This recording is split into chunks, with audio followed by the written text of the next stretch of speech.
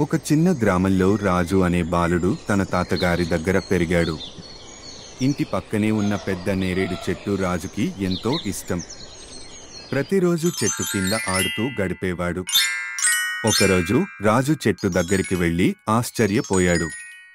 చెట్టులో బంగారు రంగులో మెరిసే నేరేడు పండ్లు కనిపించాయి. ఆశ్చర్యంతో ఒక పండు తండ్రికి చూపించాడు. తాతయ్య చిరునవ్వుతో చెప్పాడు, రాజు, ఇది నీ మంచితనానికి ప్రతిఫలం. చెట్టును ప్రేమగా చూసుకున్నావు కాబట్టి ఇది నీకు బహుమతి.